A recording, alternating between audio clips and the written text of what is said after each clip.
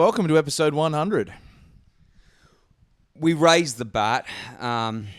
Prior to raising the bat, I get something of a long hop on about 4th, 5th stump, shuffle across, classic trigger, back, up, and I absolutely fucking lace it through extra cover. And in doing so, I bring up the triple, you bring up the triple alongside me, and between the two of us, there's a pretty large man who's been a pretty large part of the plan, and that's Sammy Kappa Pietro. Cap, thanks for being on EP 100, big fella. Yeah, thanks for having me, mate. I don't think I did much work in run 60 to 100. I think my best work was sort of in that first 60 episodes where I was a regular feature. I think it's been 3 times now since the revival, but yeah, stoked to be on, mate. I can't believe it's been 100 episodes over 8 years. You're nudging at one a month. It's not an impressive strike rate. It's not a strike rate you hang your hat on. It's not, and jock strap for that matter. Certain stats around the pod. I've done a bit of research leading into this podcast that I thought I might reveal to you guys, and I guess we should probably get stuck into that straight away. I don't know. Did you want to talk pod origin at all? You asked me something about that through the week. I don't know if you wanted to. We get new listeners every episode. I see that on the we'll stats, start with pod. You explain pod origin then, or should I say it from my perspective? Listen, I'll speak my truth and nothing but the truth. I don't know how interesting any of this is, but just as a bit of context for the listeners, if we can touch ourselves a little bit on our own pod on episode 100. This started about 8 years ago. Because I was running a website that I'd set up that was sort of like a glorified blog / newsy kind of site that I was running while I was at uni. And it started as just something that for me to as an outlet for me to write sort of feature articles, news articles, things like that on Shout out to Faux Fridays. Shout out to Faux Fridays. We would also do little, we'd do like little food reviews. We'd do little political commentary bits. And we ended up having about 7 or 8 guys write for the site across the sort of year or two that I was running it. And as part of that, I thought, well, let's do a podcast that's sort of attached to it. And the first 2 episodes, not to again encroach on what you're going to talk about, but the first 2 episodes were not in any way comedic. They were just me talking into a microphone on my own for about 20 minutes, just sort of rambling about whatever had been going on in the news cycle. Correct. And we pretty quickly realised that was not interesting. So those are episodes 1 and 2. So episodes 1, Persecutory Delusions, in which you talk mainly about Israel Folau and his falling out with the Wallabies and Qantas over that whole Bible passage he posted online about homosexuals. And shout out to it. Episode 2 was called Commonwealth Perspective, which was also just you. Now, I'm going to ask you guys a few questions to see what you can remember. Okay. Who was the very first guest on the podcast? How do you want to do this? Do we want to just go gentlemen's whoever in terms of answering them? It's not exactly who wants to be a millionaire. Or do you want us to buzz in? Well, I know you already know the answer to this. I do, but it wasn't what I had guessed originally. No, it wasn't. So I'm not going to answer. And I'm assuming it's not me because that'd be kind of boring. That was who I guessed, but it's not you. And we're saying besides me because this person on the 3rd episode, the first 2 were just Jack talking. On the 3rd episode, it was Jack, me, and somebody else. I'm going to guess John T. Moore. Correct. John T. Moore is correct. Shout out John T. Neil Moore. That was episode 3, 5 in the bin. Now, episode 4, Goals and Tolls, was when Jack and I basically had a meeting beforehand because episode 3 with John T. and I was still quite serious.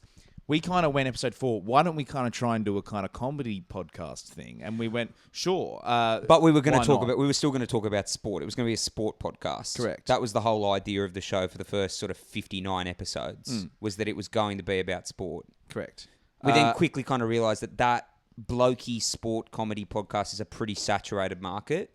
And so let's just go even more blokey and talk about Johnsons. Yeah, exactly. Exactly. Let's talk about schlongs. Let's talk about members, because that's not a market that's been tapped into at all. Yeah. Now, Kappa, episode 4, that comedy kind of introduction we had, we brought in an intro to the podcast. Can you recite what the intro was and also who read it? Because it was called Bird Like Weekly, the podcast. You're listening to Bird Like Weekly. Sport, talk, and talk about sport. And now, something about guys better at playing it than talking about it. Or talking about it than playing Very it. good. And now the but guys Bridget Carney. Correct. Yep. Very good. Nice, Cap. Very good. And then, of course, episode 5 is when you came in. Do you remember the name of that episode? Absolutely not. I reckon I can remember this. So how many years ago is this? Is this nearly 8 years ago? This is... Okay, so another question I had in there, but I'll just tell you. The first episode aired on the 10th of April, 2018. So I reckon the name of this episode is The Chase US. No, that's episode 6. That's Kappa's second episode. Has it got the word walks in it? No, that's episode 7, The Dangers of Walking. Okay, give me the first... How many words is it? There's only 2 words. Oh, I'm not going to get it then. April Fools or something? I don't know. No, episode 5, Frozen Coke. Oh. There you go. I do love a frozen Coke. Yeah, shout out to it. Frozen diet or... Yeah, I'm more 7-Eleven. I don't do I find the Macca's ones get very, concrete-y. As in you can't... the syrup sort of sinks to the bottom. Well, you kind of suck the syrup out and it just becomes ice. Right, okay, yeah. Well, there's a difference between a Slurpee, which is 7-Eleven, and a slushy, which is what you're talking about. Yeah. Quite different. Yeah. I think it's a textural-based difference. Yeah. Well, yes, exactly. I would say the ice in not to get too X's and O's here, but the ice in a slushy, less fine. Yeah. You know, technically speaking, though, Slurpee is 7-Eleven's name for it. That's it's not actually a technical thing. Yes. Slurpee, that's just what they call But the ice slushy. is so much finer that it's like a mush. And then you have, in the fictional world, the squishy. In that's The weird. Simpsons, yeah. In The Simpsons. In Simpsons, yeah. Question for both of you. How many episodes have we had purely dedicated to fan questions? Oh, mate. I don't fucking know. I guess 3. 2. Yeah. 2. That would be Episode 20? Episode 24 and episode 20. Yeah. I got to say, despite being involved in a lot of the first 60, what do you call that era? Well, that was called Bird Like Weekly. Yeah, the Bird Like Weekly era. I believe the first 2 episodes were called Bird Like Wire podcast, though. But the Carnage era, if there's Carnage trivia on the era. Carnage era, I'm going to fucking blitz it. And Yeah. Okay, well, here's one. I hold you to that. Here's one. How many episodes have you been on? So there's been 100 episodes. Are you including I've been this one? on 3. Yeah, well, one that hasn't been released. And Jack, we're still waiting on that. It will. So let's just count this one as 3 post-revival. I'm going to go maybe 18. 29. Jesus Christ. 29. How many have I not been on? Out of the 100? Because I was on tour for a year and I did a bunch with Yeah. Tom Hughes and Charlie. And Maybe 15 you haven't been on? No, Out of 85? 7. So I've Jesus. been on 93. Yeah. Jack's been on 100. Now, including you. Well, let's say not including you. After you, there have been 1, 2, 3, 4, 5, 6, 7, 8 other people appear on the show. Okay. Can I name them? Let me try and screen this to the I reckon TV, I can name... so I'll show you the numbers of who they are, how many times they've been on the show, and you got to try and tell me which person. Okay, I could do that. probably not getting much clip content out of this first sort I of can 20 think minutes of or so. 5 straight away. Hang on. Aztecs sets up the tally. Good day at work, Cap. Just as a little Good day at work. way of interluding. Yeah, not too much going. We got a puppy I saw the 3 pup. weeks ago. Yeah, I saw it. She's fucking killing my life. Breed? Bernedoodle, so a Bernese Mountain Dog cross Yep. poodle, doesn't And- shed. And age? 12 weeks. Wow. Yeah, so... Yeah, I mean, you and Murray look pretty smitten. I guess there's a bit of Instagram versus reality there. And Yeah, just, I have banned any Instagram profiles. Like, anyone that makes an Instagram profile for their dog, shout out Pepper Carney on Facebook. But I just feel like who do you that's a think- bit old school Who now. do you think was It is. responsible Yeah. for that, mate? Do you think it was anyone in this Bridget room? Sinead Carney. Probably, Yeah, yes. yeah. I would assume And so. it is an old school kind of, the dog Yeah. sent me a friend request kind Yeah. of thing, isn't it? Well, Shout out how's Millie the Cordy. dog done it, TK? Whereas, do you think if we did it now, it's a little bit of a check your hard drive sort of moment? I look, I would say it could fall into the category of that. It's probably more just check your mum's basement. You know, Yeah. if you're making profiles for your dog, check your calendar because it's not full enough. Yeah. Get a bit going on, buddy. Yeah. Get a bit going on. Now, takes. We've got 100 Jack. We've got 93 TK, 29 Kappa. Then we have 14, 12, 7, 4, 4, 3, 2, 2. Okay. So these are for So the I'm just going to throw some names, and I'm not going to guess the number. Okay. But I think... So for the listener, sorry, again, just be clear, the 14, 12, 7, 4, 4, 3, 2, 2, those are the numbers of the remaining people guess who have been, how many times they've been on episodes. That's, Yeah. Okay. So I'm going to guess John T. Moore is on there. It's like Hangman. Holy shit, John T's been on 2 episodes. I thought he'd been on more. I'm going to guess that 14... Wait, hang on. Yeah, that's correct. Does Bert count or not? Okay, Albert's been on 14 episodes.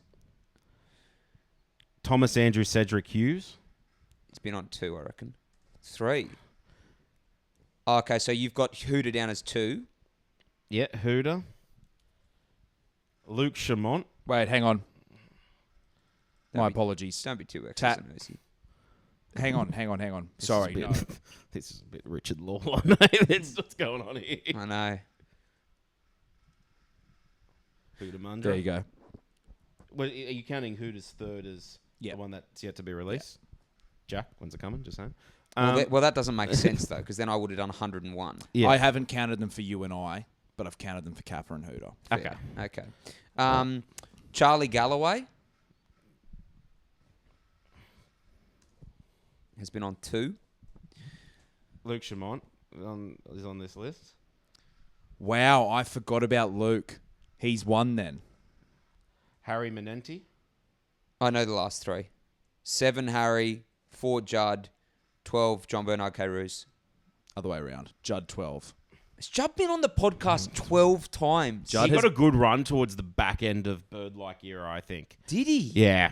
Shit. He was on something like 5 consecutive ones at one point. So there you go. Do you want to read it out, Kat? Just Yeah, the so names. 100 episodes. Well, really 101. Jack, TK 93, Kappa 29, Bert on 14. I really would have thought Bert has done more than 14.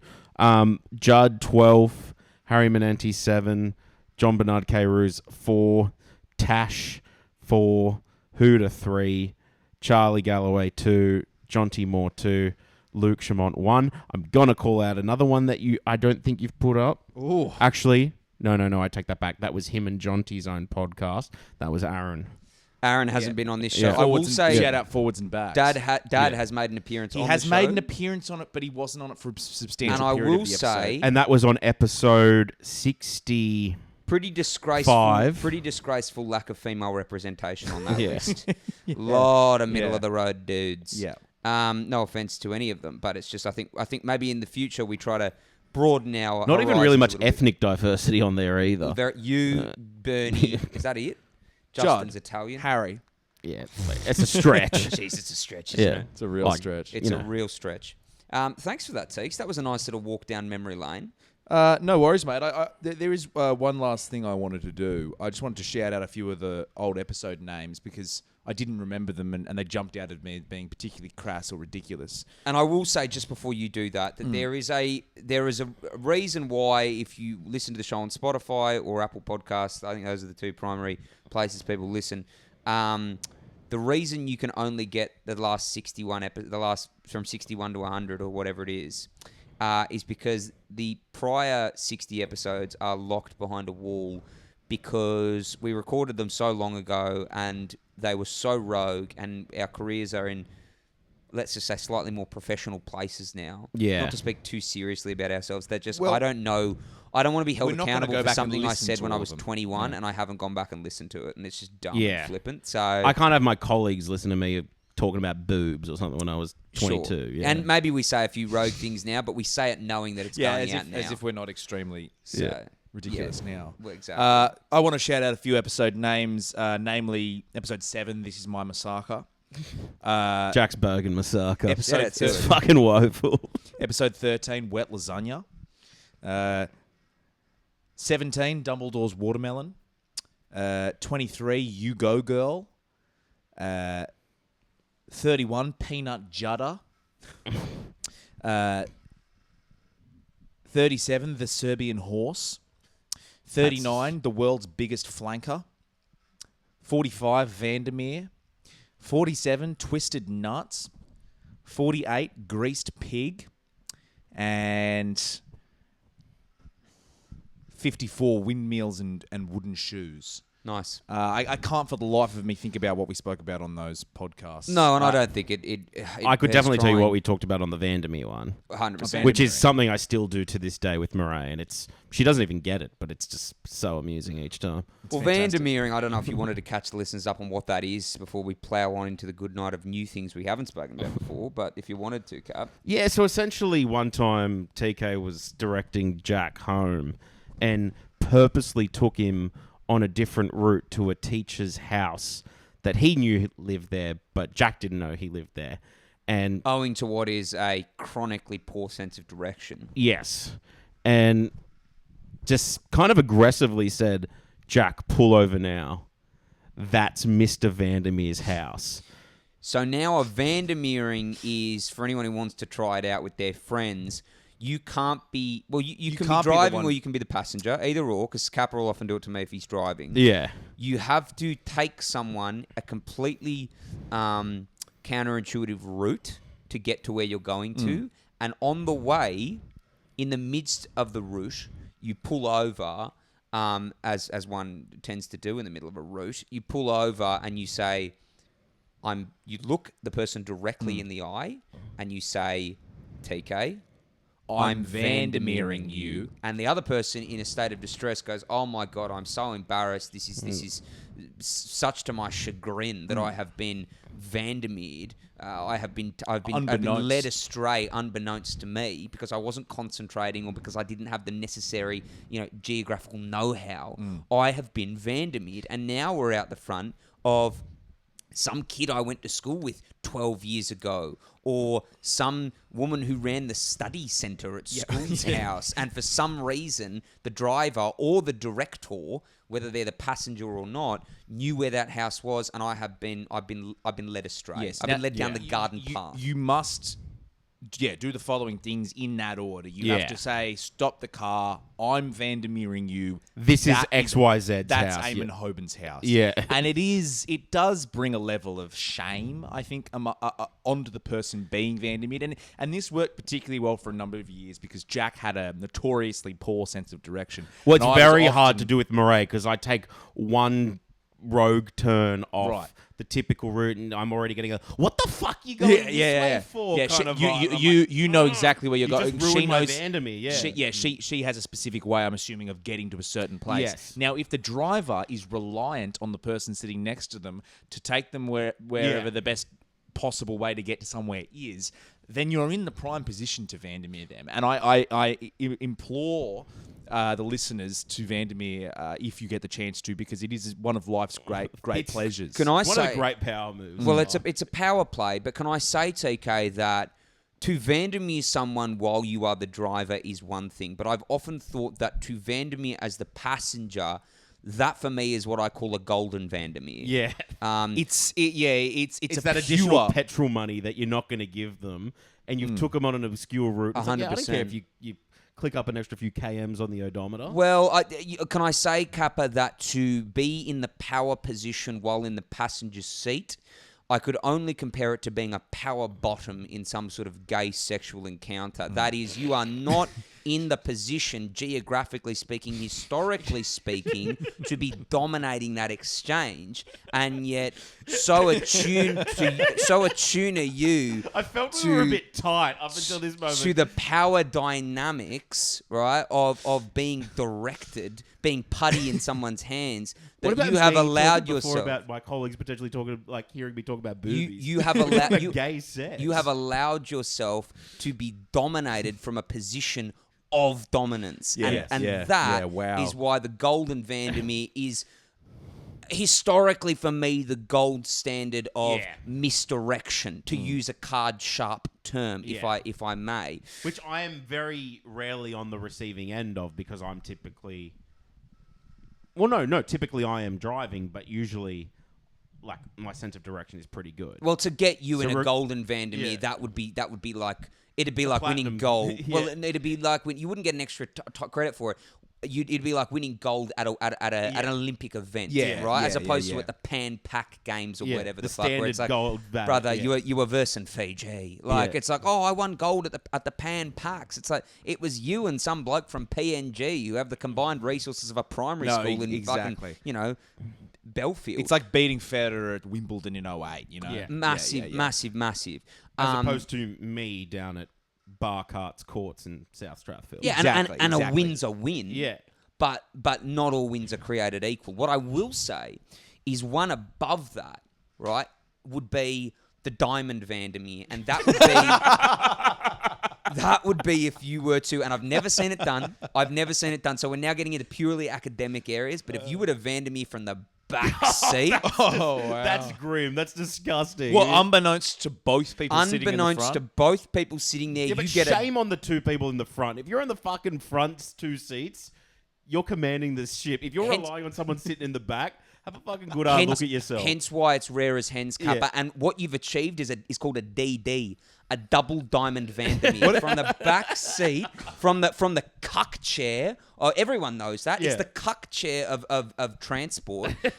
Probably from the middle back with that dirty little strap belt across you. You have gone, you think I'm the bitch? Pull over. I've just Vandermeered both of you. You know what's also the good cup night, chair? nurse. Good The night, cup chair of sweetheart. public transport, I feel, despite you facing the other direction, is that single seat On as the you get train? as you get onto a bus. But Yeah. that could also work. The single You get seat, in the train upstairs, you move it, and it's just like, yeah. But I know exactly what you mean. The single seat, like behind the driver. Yeah, Yeah. it's dirty. Yeah, it is. It's really gross. Yeah. It's the last place you want to sit. Well, I'm quite partial on a Other train. than on the driver's lap, which is sometimes an option. I'm partial on a train to the single seat right at the front of the carriage. If it's a short stop, I don't want to sit there from here to Gosford because there isn't enough leg room. You'd rather be probably in the rather double stand. though. You'd rather be in the double Yeah. because the single is just a little bit cramped. You just feel a little and you know how you've got like what's really weird. You know when you go upstairs on the train and there's the single seat with another single seat opposite and you can turn it like that. The reversible single. Imagine if you came in and you sat on one, and obviously if there's no one in there, obviously there'd have to be no one in there because you'd never come in and sit there if there's someone sitting there facing that way. But if you got there, obviously first thing you do is you move it like that, right? Like that, so no one can come in and sit there, right? Or that someone else can sit in that seat if they want to. Have you ever had it where you come on and someone sits opposite you like that in a single little cramped? Because that would be just absolute pedophile behaviour. Well, of the highest order. Well, no, I don't think I have. Yeah. But I think the question is, what am I as a passenger entitled to in that situation? What is, and I don't mean legally, but what is fair and reasonable, and where do I stray into prima donna areas? Do you say, excuse me, would you mind getting up and fucking reversing that gal because I'm not up for this face-to-face, I think the this power setup? move is you get up and flip your seat around. But what if you're then just facing the person behind you because you're on the one that's on its back to someone else? See, you I don't might say the know. power move See, this is what I'm talking about. That is filthy. So if you sat in there, Yeah. right, Yeah. and then someone came and sat in there and you hadn't flipped it and it's a packed train, that would be... I'm sure that would happen to people all the time. Like, they would have to. I'd be getting right? on the blower to child protection immediately. And I'd be saying, without any kind of prior knowledge required, I'd be saying, we need a background check. Yeah. We need a really thorough background check. Just looking at that makes me a bit uncomfortable. Well, Just you, that one in the corner. That image just makes me squirm. I know. One thing I was actually doing for a period of time was just sitting on the stairs. Oh, see, that's kind of... Safety that's only a hazard, mate. wog would do that, mate. Yeah, that's Yeah. kind of like rogue behaviour. I will often find that if I come... TK, stop. I'm feeling uncomfortable. That's ridiculous. that's absurd. I will often find if I'm getting on the train after a bit of a night, right, that I will be a little too, and say the train's fairly empty, I'll be too tired to pick an up or down, and I will just go in that middle sort of section. Yeah. I'll just sit in that area and I'll just plonk down I'm a sucker there. for that section. Can I ask you both, gun to the head, don't think about it. I'm going to say 3, 2, 1 and then answer. Yep. Are you up or down on a train? Up. 3, 2, 1. I'd actually say down. Yeah, I'd say down. Automatically up. I've always been an up guy. Top bunk of a bed. Upstairs on a train. Those are the only two Well, ones I can think of. you're a top. That's what we now know. I'm a top. Yeah. There's nothing verse about you. No. Cap, you're a down guy. Yeah, I'm down. And probably when you align it to the bunk bed theory, you're down as well. I've never been a top on a bunk bed. Wow. No, for safety reasons. Reasons. Yeah, I also am a bottom on a bunk bed. But I'm a bottom for personal reasons. Yeah. And I won't expand. No, I will expand on them. I've always been a bottom bunk bed operator because when I was but a youth, I was a restless sleeper, and so on several occasions, essentially fell out of the top bunk. Oh wow! Yeah, I mean, one time I recall you somehow got your head between the two bars, between the two wooden planks. Imagine you have a railing at the top, like a wood plank that goes across like this. You're familiar with how planks work, and then a little gap down to the mattress. In the middle of the night, the house was awoken to a 9-year-old Jack screaming because I had been caught. I had woken up. Wait, did you have bunk beds? Bro, dangling like this. Younger than because you way younger than 9. Was I? Way younger than 9. Like 5? Like 5, 6. Well, we're getting into the minutiae of age now, which I think is a good thing to do in certain social situations. But I found that's the most visceral memory I have of me going toe to toe with a bunk bed and being bested by the top bunk. And from that moment on, I was pretty much on a top bunk ban. Okay. I was sequestered to the bottom bunk for the rest of my days. Whether that was, and there's not that many times, Cap, that you find yourself in a bunk bed situation, is there? Really, as an adult, in school, maybe in some sort of retreat or camping situation, there might be a cabin bunk setup. You'd have to think there'd be no situations you'd find yourself in a bunk bed. In entertainment, arts worlds touring, you do quite a bit. There'll be like a big caravan park or motel. It won't be often, but you might be in a really regional area where all they've got is cabins in a caravan park, and every room is a queen bed and a bunk bed or something like that. And you might be like, right, younger ones, the like an 18, 19, 20-year-olds, you got to cop the bunk bed tonight. But it's not something that happens often, but I can tell you in touring entertainment, it does happen a little bit. But yeah, the bunk bed. What is the origin of the bunk bed, TK, if you wouldn't mind Googling it? Wait, it's obviously he does that, because I am saver. getting a bit peckish. Can we just get a sense check on the Instagram story? Yeah, give me 1 second. My phone is filming, so I'll have to log in on my... Well, didn't you put it up on... You put it up on the Carnage one. Oh, yeah. Can you check it can you check it, please? Not a hell of a lot of responses, Cap. I actually think, last I checked, no one had responded. Albert Brooks wants you to eat a whole burrata. I would just go ahead and order whatever you want to order, mate. Oh, beautiful. And take your time. Bunk beds originated as a space-saving solution with roots likely in medieval times and early ship design. Wow. Evolving from stacked hammocks or shelves in the 1600s. There you go. So you know how you said that ships with hammocks in them from back in the 1500s and whatnot? Yes. Singing to rely, that sort of shit. Singing to rely, singing to rely, we're bound for Botany Bay. I reckon that surprised you that I knew that. Can I be honest?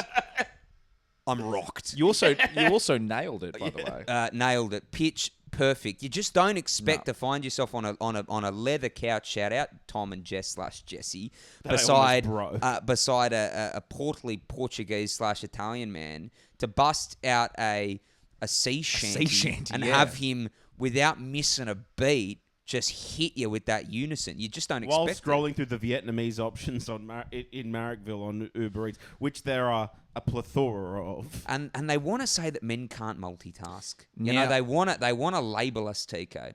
I want to...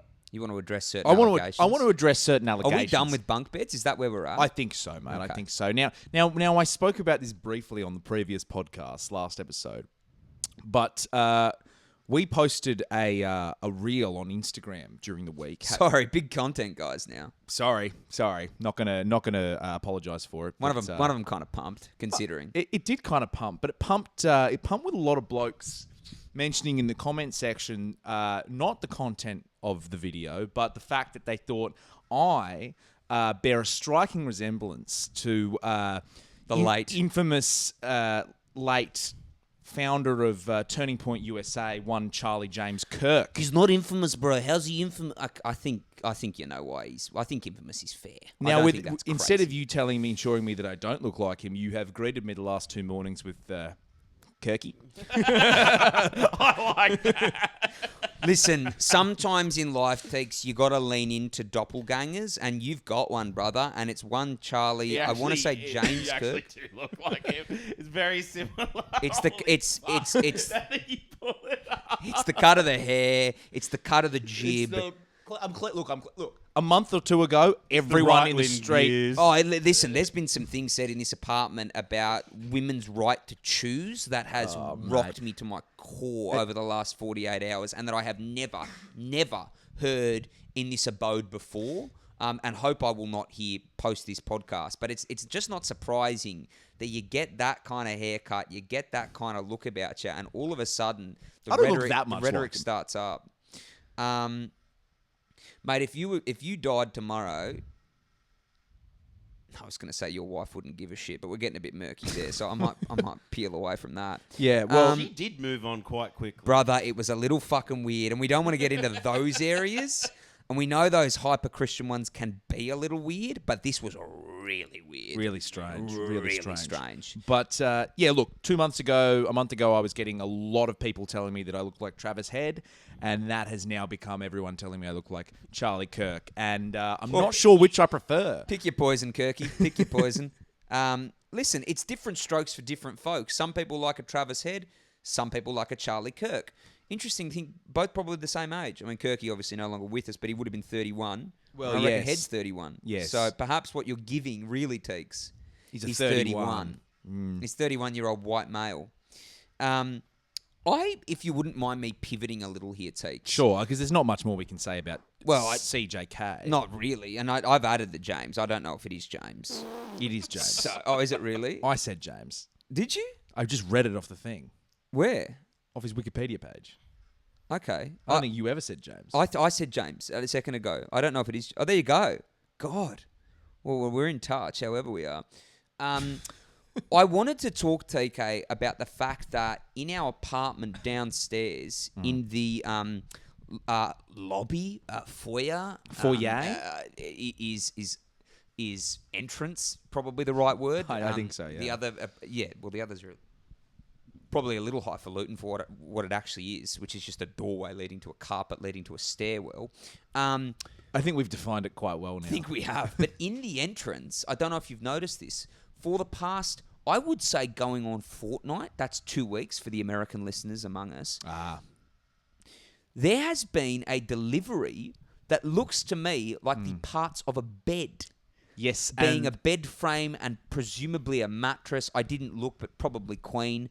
Holy, I just can't stop looking at him and thinking about Charlie Kirk. It's crazy, come on. Isn't it? I know. Wait till you get a couple of beers in him and really wind him up. Then he'll really sound like him. But I have noticed that it's been in that lobby / entrance for, like I say, I want to say 2 weeks. This is the cardboard boxes downstairs. Cardboard boxes downstairs. It's some kind of bed. Now I've shopped in the bed aisle in the not so distant past. And I can tell you that a decent-ish bed from a Temple & Webster, TK, or a Fantastic Furniture, Cap, it's going to set you back, including all in with your mattress, somewhere in the vicinity of 800 plus. Let's say that, right? But it can work right up. Down there. I don't. Oh, he probably is in a box. Yeah. Mattresses come in a box, really tight box, like a box. You can't. $800 for the mattress and the bed. I'm talking if you get a good deal and you're not looking to spend. You're not looking to buy something. 100%. I'm saying you're not necessarily looking to buy something that'll last you forever. Yeah. Right. So you could be looking at thousands if you want a good bed. Yeah. That collection of boxes has been there for a really long time. And I'm starting to wonder, has the orderer died? Has it been sent to the wrong address? Can they just not be fucked? Are they on holiday? If so, weird time to order a bed. At what point, Teeks, do we bring that up here and erect it? Sorry to use the word erect, but at what point do we do that? Well, you know full well my bed was secondhand. No, I noticed probably 2 days after it had been sitting there. And then since that day, I forgot about it. It's just kind of... it hadn't been brought to my mind again, but it's a good point you make. Now, on the day that I realised it had been there for a few days, I checked the address, and it is written down as an address as someone in this building. Have we got a name? There is a name on there, yes. I don't know if we want to necessarily expose them on the podcast. I mean, we could. Who cares? Should I go check? I think we just keep it as a watch. Well, we could announce it on here and post it and see if anyone comes for it. Sure. Here's what I will say. Isn't it just a simple knock on their door saying, "Hey, buddy, you want to get your bed from the hallway that is communal?" Or is that a bit aggressive? It's not that, because I don't have an issue with it being there. Like, it's actually not weird. changing my life at all. Yeah. It's just really, really strange. And it's starting to fuck with me psychologically that someone could be so detached from material possessions as this person seems to be. Yeah, this isn't an Amazon order that's, $20. No. Like, This isn't a Casio bedside alarm clock. Yeah. This is a pretty fundamental piece of furniture. I would have thought that if you've ordered it, as someone again who's ordered beds, you're pretty on the delivery track as to like, where's this thing gonna get there? Hey mate, your roommate, are you home? Could you make sure that bed gets in? I don't want that bed getting nicked. I want to make sure it's all there. And mate, talk about blasé. I'm talking weeks. Well, you'd have to think then it's not blasé and something might have happened or it's been delivered to the wrong place. But as I said, definitely our address on there. It's a real mystery then. A real mystery. Perhaps they've hit... Yeah, you're right. Maybe something has they've caused them to leave town. Maybe they're 82 and they whack the 5 instead on the, the typical sort of number pad. But wouldn't you then be in contact with the courier and be like, "Hey, this thing is not here," and then surely the dispatch warehouse would be like, "Hey, we've got a fucking bed on the loose. We've got a bed that's gone rogue. In which case, they could pretty easily find it. Well, It's in Jack's bedroom. Exactly, yeah. Because they could just look up Who would the claim address the and bed go, over you? "We sent it to this." It's not like there's an abundance of space. Like, you'd have to just... Well, Jack just bought a new bed. It would be yours to claim. Well, yeah, but I've also got a functioning bed. You know what I mean? So this is the problem. Is one, we're not in the business of larceny, TK. We're not bed thieves, habitually speaking, historically speaking. Well, historically speaking, no. No, we're not. Yet you walk past a bed day after day after day, 14, 15, 16 days on the trot, and you start to get ideas in your head. You start to go, am I the kind of guy who could steal another man or woman's bed? And I think, I'll be honest, even if I have no need or no space for it. But I wouldn't steal it. I wouldn't. It was not claimed for months. I wouldn't use it. You'd have to sell it, wouldn't you? Because it's still boxed. That could sell it at the price that they're selling for it in the store, surely. Hasn't even been opened. Okay, well, I think there has to be a point at which we act on that. I can't walk past that sort of value in the street or off the street, actually. I can't do it indefinitely. Because if there is a mistake as to where they've sent the bed, then that person would get a refund, surely, or get another one. Well, I think a month... A month is more than sufficient. I think a month, you're talking crazy terms. Like a month's the nth degree. I honestly think we'd be nearing a month. It's been there a while. Oh, no, we wouldn't be nearing a month.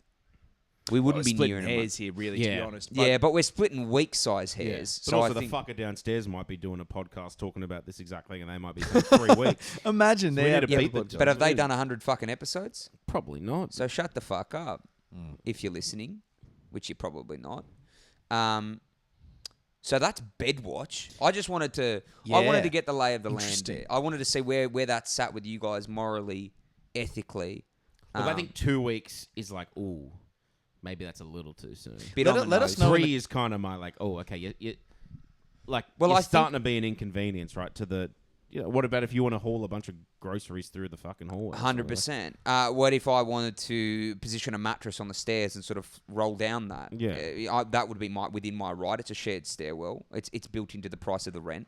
I think I just wanted to know where you guys sat on it because I think at 2 weeks you still go, and heaven forbid, but there could be a grievance in the family. There something could be some reason why they're stuck in it. They're stuck in some sort of Taiwanese prison. But a month is enough prison. time to get over it. A month is enough time to get over the grievance. I think it's enough time to at least... grievance, look, that may last for life, depending on the relationship. But there's got to come a point where you can leave the house and roll your bed in the... Well, we could have a classic situation of is it arachnophobia? No, that's fear of spiders. Agoraphobia. Someone who's afraid of leaving the house. Yes. Could you look that up, Tex, to make sure we're on the money there? Because I don't want to... That's agoraphobia. Agoraphobia. Agoraphobia. Well, we could have an agoraphobic downstairs. And that could be the situation, that they are terrified of leaving the house. Potentially. I mean, but they wouldn't have to leave the house. They just have to leave their apartment. I don't know. It's still indoors. It is indoors. Look, it's a mystery. It's a mystery. It is. And we'll update it in the next pod. See what we're up to there. See if it's still indeed in that hallway, the communal hallway. Now, I did a bit of grocery shopping today, Jack. Yeah. And I bought a bit of what says on the packet is chicken and pork luncheon meat, which is, of course, Devon. But it was phrased like that, and I thought I'd get a bit of that into me. And it was very nice. I haven't had Devon in a while, and I've always been a big fan of it. I've always been a fan of Devon. And I've said that so decisively, as if you were accusing me of not being a big fan of Devon. It's not something... I never associate chicken with Devon, though. So when I saw the chicken and pork luncheon meat... Sorry. That looks like fucking dog food. Ham and chicken flavoured luncheon meat. I'm pretty sure it's not dog food. Although I will say... You can get it at Woolworths. They're sitting next to each other there, column A and column B, that being Devon and dog food. Yeah. Not in terms of taste necessarily. I've never eaten dog food. Yeah, being from the wog variety, not much exposure to Devon growing up. Mortadella's the same thing, mate. Here's the thing. Mortadella is the same thing. Mortadella... Listen, Italianos... And I won't use the W word, but they tend to get on their high horse cap when it comes to processed small goods, cold cuts of meat, cold cuts of pork. But ultimately, the difference between a Mortadella and a Devon is... It's the difference between fucking your cousin and fucking your sister. Like, it's basic. They're both pretty fucking rogue. Yeah. It just depends how regionally you were raised. Yeah. As to your tolerance for it, I guess. Is that... You did not just say that. Is that crazy? I would say, look, am I out of condoning line? Fucking your cousin, but we could lose a significant portion of the Lebanese podcast audience. Eating Mortadella is just fucking your cousin with a couple of olives popped in for good measure. That's pistachios. That's what it is. And I'm sorry. I'm sorry to indict an entire culture. But that's the lay of the land as I see it. And I'm not going to sit here. 4 people who have married their cousin. 4? When you say cousin, first? I know one first. Yeah, so do I. The parents of. Yes. Can I say that, and it shows, can I say 4, and I don't want to sit here and pass judgment because cultures obviously have they seem to have different views on this issue. But just lick, finger to the breeze, sniff test, pub test, breeze test. For me, 4 too many. 4 is too many. 4 is way too many, bro. You said I know one guy who his like next door neighbor growing up's parents, they might have allegedly, they had the same surname. I think they were cousins. The kids turned out a bit funky bunky. I would be like, well, okay. When you so confidently, Cap, sit there and go, I know at least 4 people and who are married to go their to bat cousin. for the Lebanese community. And just to go... Out of the 4, 3 are Lebanese and 1 is Portuguese. Well, that's not going to bat for the Lebanese community. I think that's beating them over the head with a bat. I think we were implying that 100% would be Lebanese. There was no implication. And I'm saying, look. Oh, no, it's only 3 out of 4. There was no... It's only 3. Oh, it's okay. Yeah, it's okay. It's only 3. It's only 75%. It's only 6 of the 8 people. This isn't as... They're married. They're happily married. You've put it as fucking your cousin.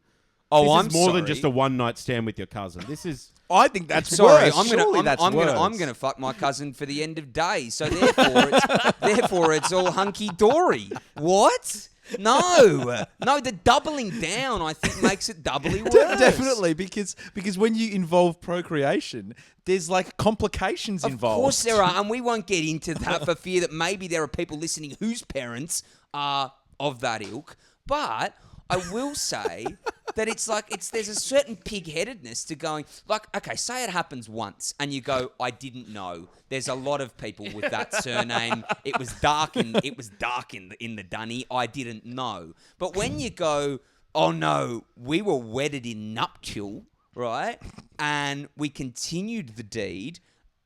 I think you've cross-referenced it pretty thoroughly, haven't you? You have to know at that point. Oh, you've got... Listen. Ignorance Sorry, has to be sir, ruled I out. emailed the homework to you. That only goes so far. You can't do it into eternity. The searching around in your bag for like for like a minute and going, oh, I swear it's in here somewhere. 100%. And I also the fact that I used to do that and think that I'd get away with it. How many boys would have pulled that on the teacher? What's 100%? What's odd about the cousin thing, right? If we can just nip this in the bud before we move on, is it's not as if there's I mean, technically there is, but it's not as if there's a finite amount of people in the world. Yeah. You know what I mean? Like, we have, and again, we're not from an ethnic family. We don't have one of those big sort of families, right? That certain cultures do. But we have pretty few cousins. It's not that hard to avoid them, sexually speaking. In terms of a procreation setup, it's not that hard to go, well, what are my options? Oh, yeah, no. It's pretty easy to just go, okay, not those ones. Yeah. Anyone else but those ones. So there's of the half the population that align with your sexual proclivities, just not those 6. Yeah. Just not those 6. Or you're from a really big family, just not those 20.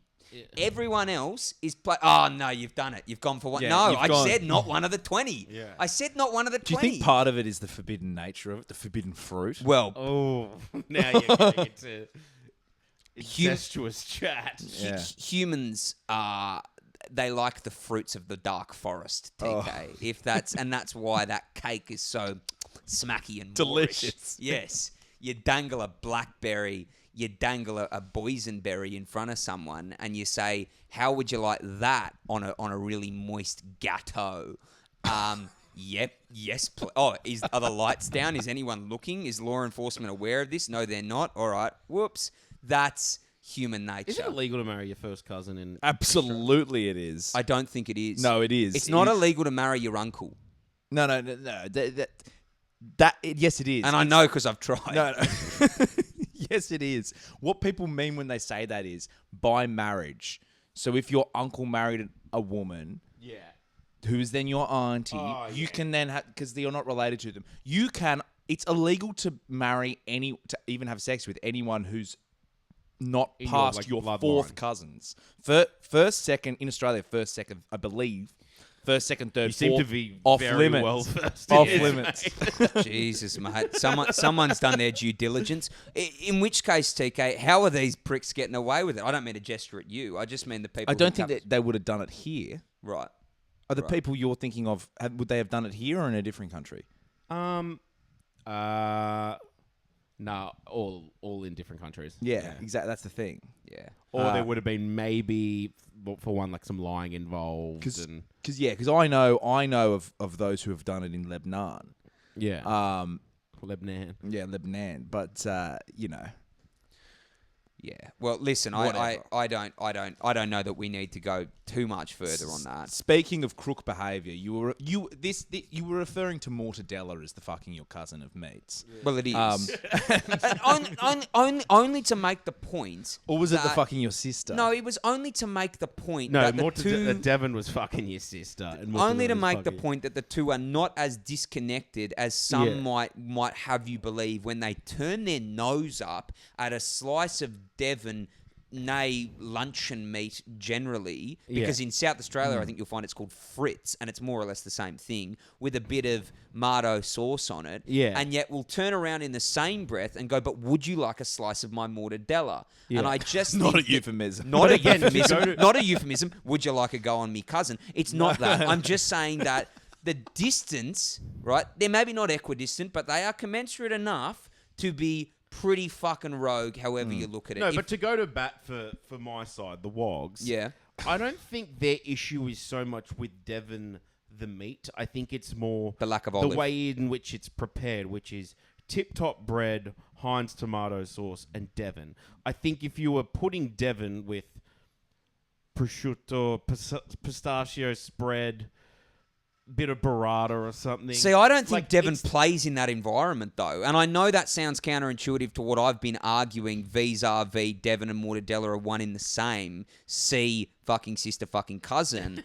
But I think that Devon, because of the shapeliness of it and because of how stout and stiff it is, sorry to use the word stiff, it doesn't fold and roll, and it's not malleable on a charcuterie board. It's not cut as thinly as but it's not a usually is. Steak it. Even still, steak-like. Devon has a certain structural integrity that Mortadella just cannot hold a candle to, and that means that it will never sit on a charcuterie board with any sign of curvature that would make it conducive to sit because on a charcuterie board you need to, aside from a hard cheese, which is a centerpiece of a charcuterie board, you need to be able to bend. You need to be able to go with the flow. You need to be crumbly, like a little array of biscuits, or roly-poly, like some grapes, or you're a little bit of prosciutto that's sort of bending around everything. If you're then the big fat slab of Devon that's just there like that, it doesn't matter how thinly you slice it. Yeah, but I have a lot of time for like cabanossi on it. But cabanossi is little. Cabanossi is little, so it's like biscuits. It's sort of going. It's peppered around the board. You can't What pepper. Can I say what this? If you got? What if you can't pepper? What Devon. if you cubed the Devon? Like you got a whole sausage thing out and you cut it into little cubes. TK, like that. now you've got me interested. Yeah. Now you have my curiosity, buddy. Cubed Devon on a charcuterie And maybe board? with little chopsticks in it. No chopsticks, toothpicks in it. Now you've got me interested. Now you've got me interested. Just saying. Just saying. Because then what you can do is you can build. And I think Devon doesn't need to be... See, Devon... It's not a solo sport, the charcuterie board. Yes, can Devon hold its own? Yes, it can. But would Devon go really nicely or just as nicely if it was paired with cracker, bit of hard cheese, Devon, quince paste? Yeah, it fucking would. Of course it would. Of course it would. And that's what I'm trying to call the bogans out on, right? I've got time for Devon. Yeah.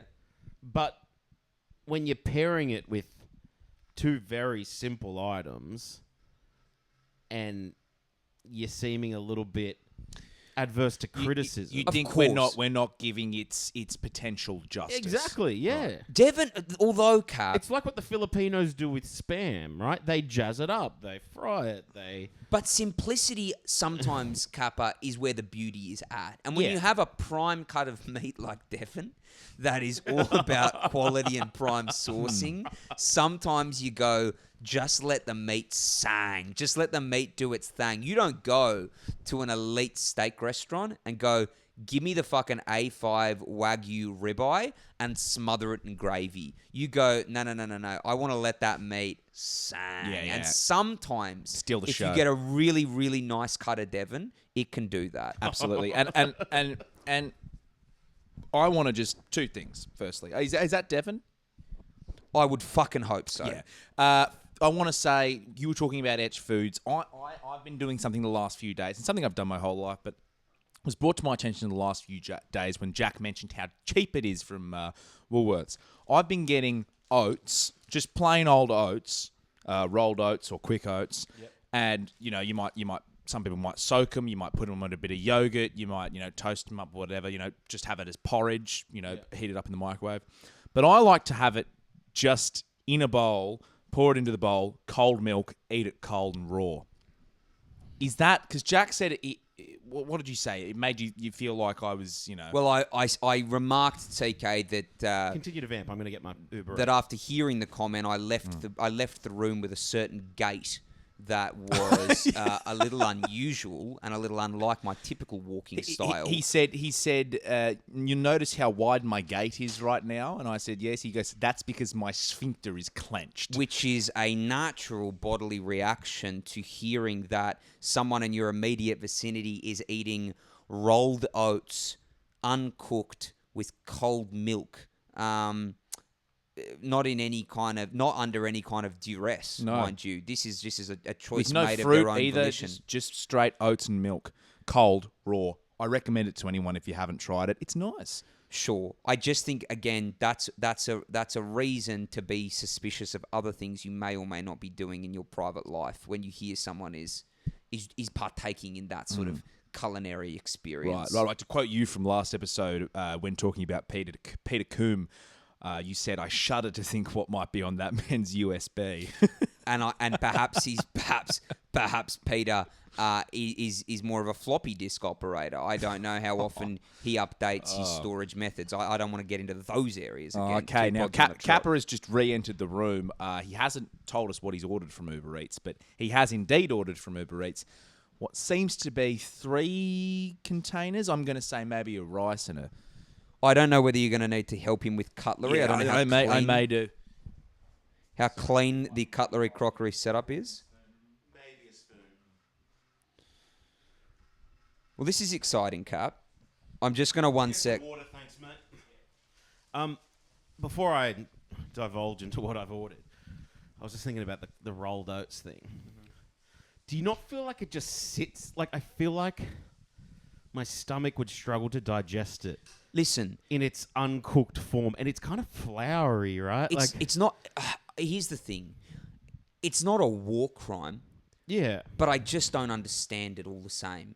I don't get why you would ever do that. Like, make porridge or put some fruit on it or do something. Because literally all he needs to do is put it in a microwave to make porridge. Right? Correct. Yeah. Correct. And porridge is pretty good. Bit of cinnamon, porridge, yeah. Bit of brown sugar. You know, porridge. Nothing to sneer at. Thank you, mate.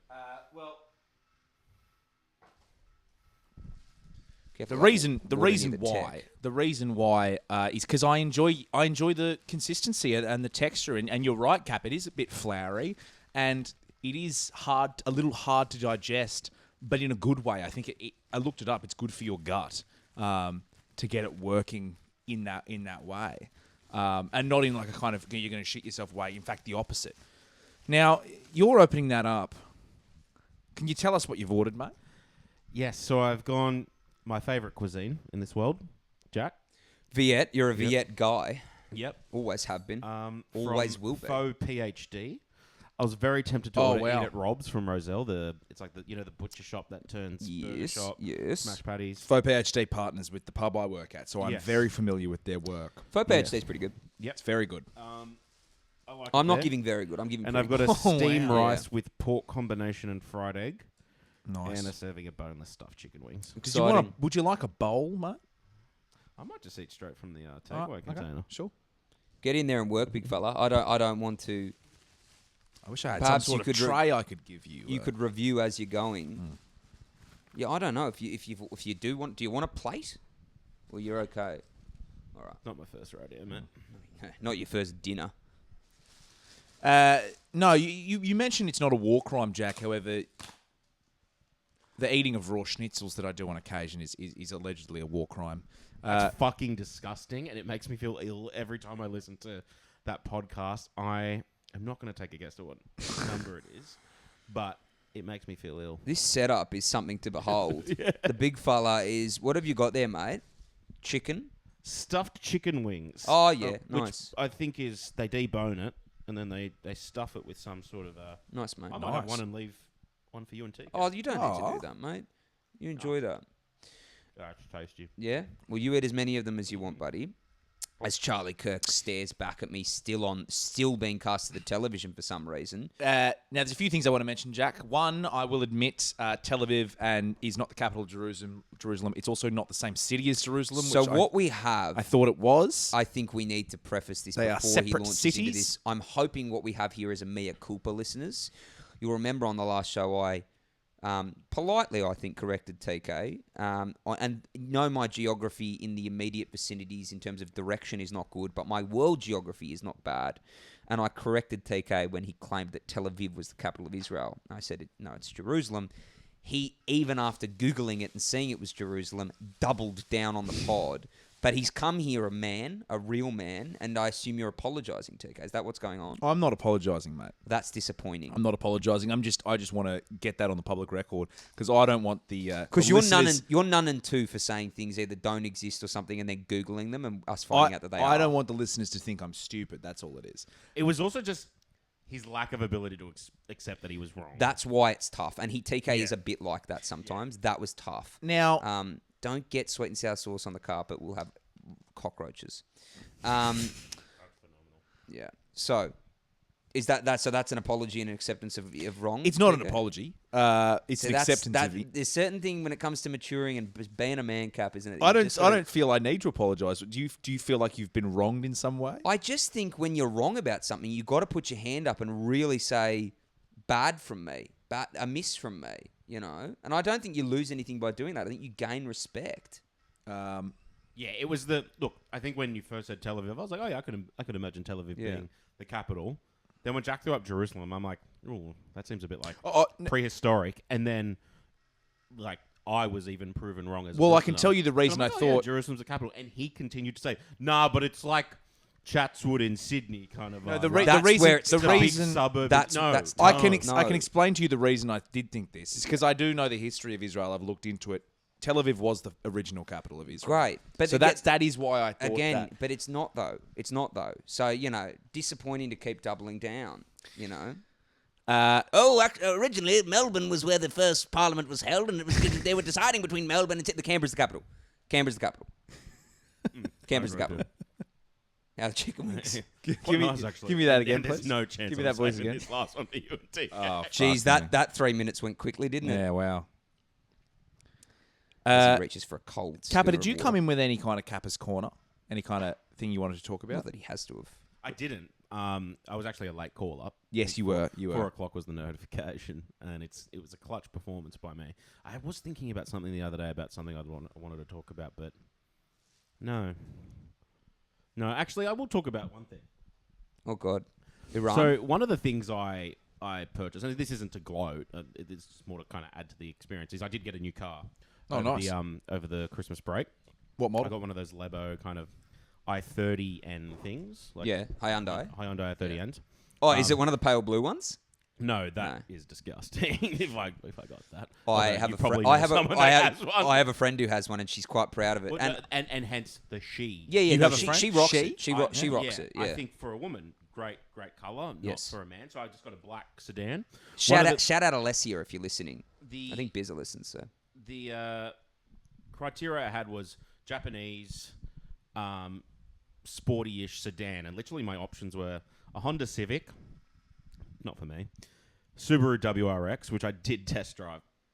Kind of realised. Got a bit of torque, don't they, the old Subaru WRX? But then I was like, can I drive this to a client meeting? And let's just say, hypothetically, the client sees me get out of my car. It's a bit Abu Salim. It's a bit this guy's going to blow up the place kind of vibe. And then I was left with a Toyota Camry sports thing, and I'm like, I don't drive Uber. And then I was kind of left with the i30N, and I was like, oh yeah, this is nice. It was a really nice car, drives well. Anyways, I ironically picked it up on the 31st of December, and a week later checked the mail to see 2 speeding fines. Those speeding fines were ironically when I didn't have the fast new car, it was my old shitty SUV. Both in the Roselle Interchange Tunnel, both during double demerits. Oh. Yeah, I got reamed. Oh, that's a reaming of no. Yeah. And could you imagine that's more than a ream. laughing as I opened each fine and my reaction. And I wanted to talk about me boycotting the Roselle Interchange. That I just don't take that tunnel anymore. Out of principle, because it's a 60 zone and it should be 70. And it's a really smooth road. You go down quite quickly. Yeah, and as you come and you back, have to like slam the brakes. Even when I whack the car in neutral. In sometimes. that area, when you swing back up onto that, what's that road called? The Victoria Road. Yeah, but doesn't it turn into 70? Yeah. No. Not Victoria Road. The road you come on as you come out off the Anzac Bridge and you're heading towards Leichhardt. St. James. City Westlink. City Westlink? Yeah. That's 70. Yeah, it is. Yeah. So you can easily think I'm in this area. Yeah. But you go from the Iron Cove Bridge, which is 60 because it's like somewhat suburban. You're like not in a tunnel. Old too. Isn't the kind of thing like you're in a tunnel, you should be able to go quicker. I'm not saying put the speed limit at 100 k's an hour. No, not saying do what Tubby did, where Tubby did like 120 in a school zone on his P's. You know, like and that like got his baba to take the points. Disgusting. Like take some accountability for your actions. So, I'm not going to say what I was about to say. Fuck it. So what? I'm beeping that. So what I was going to say was how much were you doing over the limit? I I think one of them I was doing 73. So 13 Ks over. Yeah. And the other was like 11 or That's something. 3 points. So 6 for double. No, it's 2 points. 4. So 1 point per. Oh, it's 1 point for a speeding fine. Yeah. Fucking hell. Ah. Jesus. It's And- 3. It's 3 for a red light, and it's 5 for being on your phone. Shit. 5 for being on the blower. So if you got done in double demerits on the blower, 10 points. Yeah. For And like, imagine twice. let's be honest, every me. cunt does it. Like, you know, Yeah. it's not the fucking. Most people are skilled enough drivers. They can like have a peek at the We're all fucking. allowed up to, yeah. Of course. Yeah. But the points were double. Being a proud tired ass, the fine wasn't. Okay, So I was happy with that. that's good. Still $300, so 150 each. But Again, anyways, I kind of am in this stage where I'm like, I sort of want to lose the final 7 demerit points I have and just start again. Is that what happens? I'll cop a 3-month suspension and then I think you get them all back straight away. well, you lose your license for a certain amount of time though. You lose your license for 3 months. Yeah, that's pretty hairy, bro. It would suck. How would you go not driving for 3 months? I'd struggle. Yeah, Um, you'd be getting a lot of lifts from Array. yeah, Yeah. and that would put strain. Oh, well, it would put strain on her ability to see you as sort of a sexual presence, I think. Yeah. You know. Which is probably something she already struggles with. Well, if she's watching this podcast in which you just smash those stuffed chicken wings. But Sexual again, presence isn't the first thing. is what she would call me. well, are you wearing socks? Yeah. Ah. I am No wearing shows. undies today, in case you were wondering. You wearing undies? Yep. Good man. Do you want to see? Do you want to see the grey necks? No. Yes. Yes, I actually do. No. Okay. We'll see the grey nicks and then we probably wrap. And now that I know that probably majority of the time he's free balling, I'm going for a sack whack next time I see him. Well, how much? This is the thing. How much protection does a standard pair of cotton underwear really provide from an unbridled sack whack? Like how much? From a really vicious whack. These are the grey necks, the old cricket undies that I was wearing out last night. They look like a G-string. Yeah, look. Mate, considering you've had them since you were 12, they're in pretty good nick. Well, I don't know that he wears them that often. Do you want to feel them? I don't. I really don't.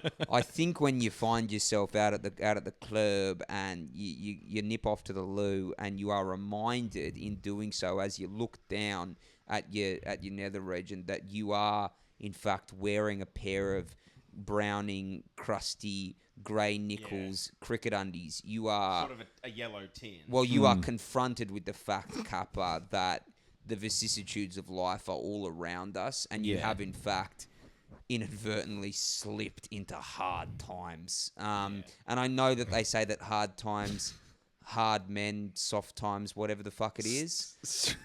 And I don't want to get too deep into the hard and soft as we talk about, again, staring down at your Nether presumably urinating member. But I just think... I think my heart goes out to you, TK, knowing that occasionally has become an option. I don't want to touch them, but Can I sniff them? That front pouch. Can you just flick that down and flop it out? That is Or crook. That is crook No, behaviour. They're clean, bro. I just washed them. Smell them. I don't trust your fucking use of. Oh, so the Johnson can't pop out of here. No. That's just for the Hector. And just maybe for the listeners, in case you were going to clip this, Teeks, just explain what they are, why you have them, and how they've worked their way into your rotation. These are my grey nickels cricket undies, which I've had since I was 12. They have a kind of pouch-like feature at the front in which the Hector Protector does sit. The Hector Protector, TK, for the uninitiated, a piece of plastic that is designed to protect the jewels. A box, a cup. Those are really the three names for it. If you don't have a pair of these undies, do you just put the cup on the In directly your- on yeah. the penis? Yes. Correct. The Yeah. cup is then 'Cause that's how I always thought it worked. I didn't even know these things existed. I didn't know you were thinking about it, but yes, the cup would be directly in contact with the flesh. Now- if I now- can use the word flesh. We spoke about this on the last pod, but I have, as a last resort, if I'm out of clean undies, I will wear these. And I wore them out about a week ago. to a social event. Can you yes. please get them off? They're just gross. Well, they're just a bit close to the food, I think, is the issue. They're clean, brother. You know, cuz stuffed chicken wings, stuffed undies. It's just all a bit much. What's your feel on that, Cap? You don't like it? I just don't know how. Like, I think there's been like 2 podcasts where you said I'm free balling right now, and then more recently the grey nickels. Well, if I'm at home and it's like around the house, I won't. How many pairs of undies do you have? Just do a load of washing. Well, you know that he wears them because he refuses to do he refuses to partake in the little male dirty trick of some men will just turn the undies inside out. That's disgusting. I agree. I agree. I would never do that. And if I could, in defense of you, TK, rank the order of operations here as I see it, I think it would go wearing a clean pair of normal underpants, whether they are boxer briefs or you wear tidy whities, whatever you wear, right? Whatever your penchant is, may be. 1, normal clean underwear. 2, grey nickels cricket undies you've owned since you were 12, provided they're clean. 3, boxes. 4, free balling. 5, dirty underwear turned inside out. I think that's the order of operations. Yeah, I'm with you, obviously. Yeah. Cap? Yeah, I'd agree with that. The only one I'd consider swapping is 3 and 4, maybe putting boxes below free balling. Because boxes are just so pointless. No, let me tell you, in the situations I've been PJ recently, boxes where it's really hanging. Yeah, and I'm also thinking about if you're wearing a pair of jeans, like a coarse denim, and you've got a zipper on the inside, I think you've got to be wary of the dangers of free balling. And I don't want to get too specific, but things can get caught. When you've got metal and firm cotton. It's a very American thing, right? Like they don't like any structural integrity around. Well, I think you can imagine Charlie Sheen cutting around in a pair of boxes on 2.5 Men. Yeah. Yeah. Or like when you're watching a porno and the it's usually a black guy or something. Well, I mean, they don't seem to be wearing a black guy. Well, I mean, to a man for liking a bit of ebony. Six up with the woman. We're talking solo. Big black dick. 6 of 1. 6 of 1. Sorry. No, that's okay.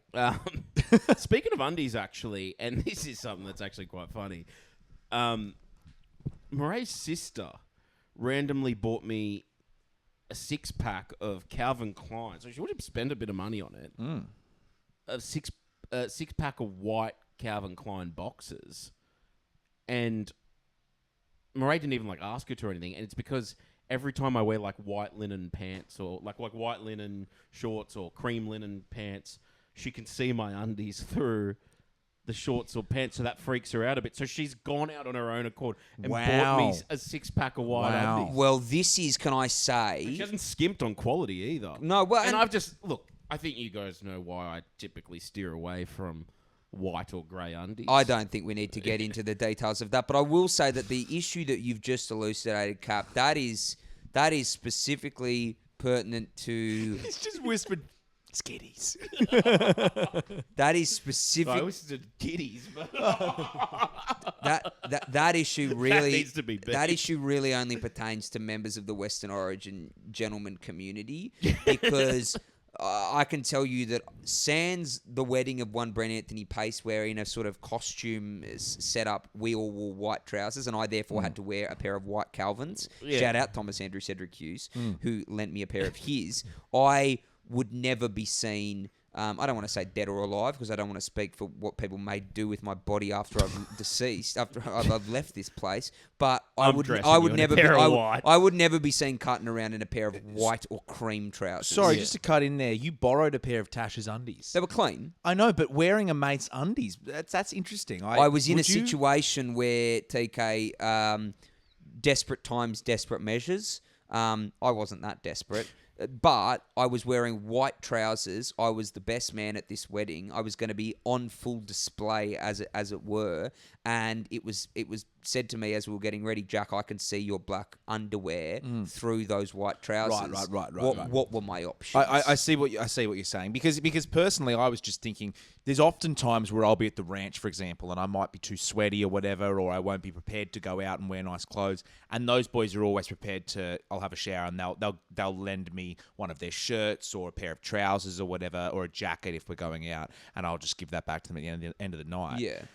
I think it'd be a bridge too far if I said, hey, Skip, mind if I borrow your undies, mate? Skip, mind if I have a little peek at the lingerie drawer and pick out a few choice items? Now, what I will Skip say, a generous Jimmy, fellow. you got a but- pair of Rios lying around? Well, I think even a generous fellow, TK, needs to draw a line in the sand somewhere, and I think that line, and indeed that sand, is borrowing a mate's underpants if the situation doesn't demand it. I think that this situation being a wedding, and given that we were internationally based, required it. I couldn't nip out and get it. I still rural think as Tash well. within his rights to go, mate, I don't want you to wear my underpants. He Or offered for them. you to go, actually, I don't want to borrow your no. Did he underpants. take him back? Because I think in that instance, I would have said, just keep him, Jack. Do you want to hear something crazy?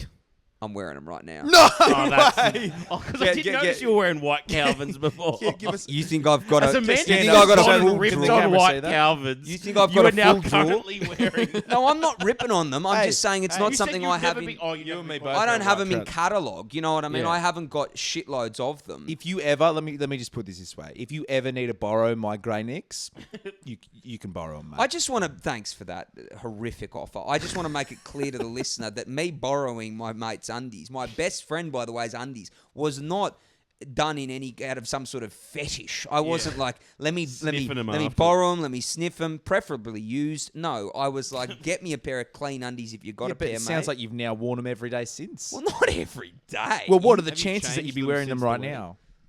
Have I changed them since the Yeah. wedding? Oh, I mean, there would have at least been a day where it rained. I reckon if someone said to me, you have to wear the same pair of undies, like you can shower and put them back on, Can you shower the same them? pair of Can you undies shower the for a undies? year, or go to jail for 3 months, I'm going to jail.